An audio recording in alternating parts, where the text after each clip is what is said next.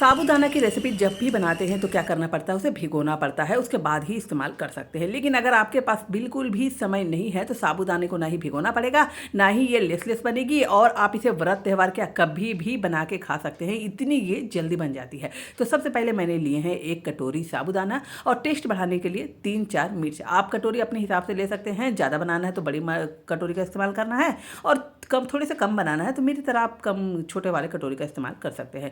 तो 1 कटोरी साबूदाना लिया है और 1 कटोरी ही मैंने मूंगफली के दाने ले लिए हैं, और दोनों को अच्छी तरह से आपको भून लेना पड़ेगा। मूंगफली जैसे जैसे भुनेगी ना, वैसे वैसे इसका जो टेस्ट है नाश्ते का बहुत ही ज़्यादा बढ़ जाता है। और जो साबूदाना है, साबूदाना को भी अच्छी तरह से भून लेना पड़ेगा। भूनने से 2 फायदे हैं, एक तो आपका समय बचेगा भिगोने के लिए, और ये जो लेसलेस बनती है साबूदाना की रेसिपी वो बिल्कुल भी खत्म हो जाएगी, और बहुत ही टेस्टी आप इसे गर्मा गर्म कम तेल में बहुत ही टेस्टी वाली रेसिपी बना के खा सकते हैं। तो देखिए जैसे जैसे साबूदाने को भूनेंगे ना, बिल्कुल ही व्हाइट हो जाएगी, और फली दाने भी आपको अच्छी तरह से पका के भून लेने पड़ेंगे। दोनों को लगातार चलाते रहना है और अच्छी तरह से भून लेना पड़ेगा। और ये देखिए चलाते चलाते अच्छी तरह से मैं दोनों चीज़ों को मिक्स करके अच्छी तरह से भून ली हूँ। और हाँ, जो भी रेसिपी बनाएंगे मैंने परफेक्ट नाप के साथ बताई है, तो उसी तरह आप बनाने की कोशिश करें।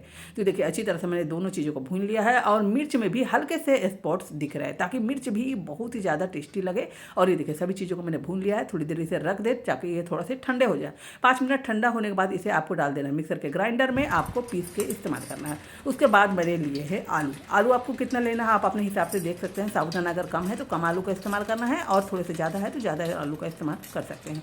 और आलू को अच्छी तरह से आपको छील लेना है, छील के अच्छी तरह से इसे धो लेना है, और जितने भी स्टार्च वगैरह है सारे आपको हटा देने पड़ेंगे। उसके बाद क्या करना है, इसमें मैंने 2 से 3 आलू का इस्तेमाल किया है और अच्छी तरह से छील लिया है। बहुत ही टेस्टी वाले आलू की रेसिपी बनती है, साबूदाना आलू और जो फली दाना है उससे मिक्स ये रेसिपी बनने वाली है। साबूदाना के जो मिक्सचर रहेंगे ना, उसे आपको नाप के लेना है। जैसे मैंने आधा कटोरी का इस्तेमाल किया है, तो इसी कटोरी से सभी चीज़ों को मैं नापने वाली हूँ। तो आधा कटोरी जैसे मैंने मिक्सचर का इस्तेमाल किया है, तो आधा कटोरी से कम ही आपको क्या करना है, पानी डालना है, और इसे आपको क्या करना है 10 मिनट के लिए कम से कम छोड़ देना है।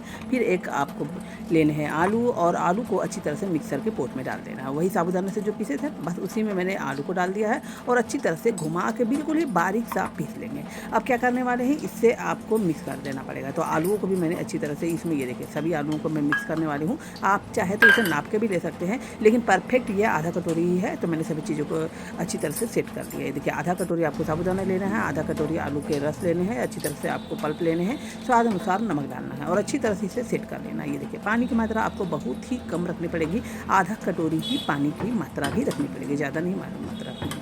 और ये देखिए अगर आपके आलू अच्छी तरह से नहीं पीस पाए हैं या लम्स है, तो अच्छी तरह से एक बार और चला लीजिएगा और अच्छी तरह से सेट कर लीजिएगा।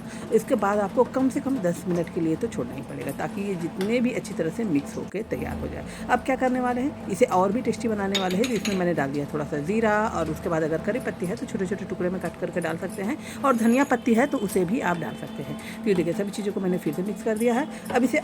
अब इसे मैं 2 तरीके का इस्तेमाल करने वाली हूँ, जिससे आप नाश्ता आराम से बना सकते हैं। तो आपको क्या करना है, सब चीज़ों को अच्छी तरह से मिक्स कर देना है। अब चलिए मैं दिखाने वाली हूँ। 10 मिनट मैंने इसे छोड़ भी दिया है।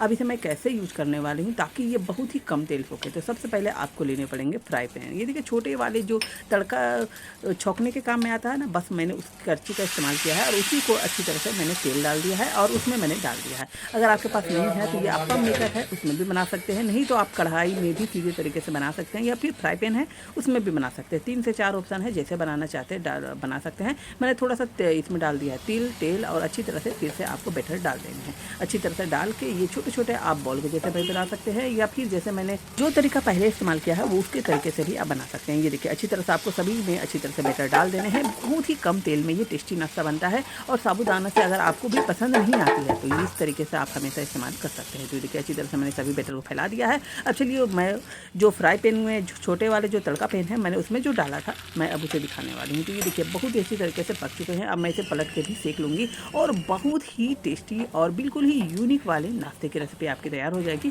तो इसी तरह आप सभी को बना के एंजॉय कर सकते हैं, या फिर आप तवे में भी सिंपल तरीके से बना सकते हैं। आई होप ये नाश्ते वाली रेसिपी आपको काफ़ी पसंद आई होगी। तो मिलते हैं फिर से।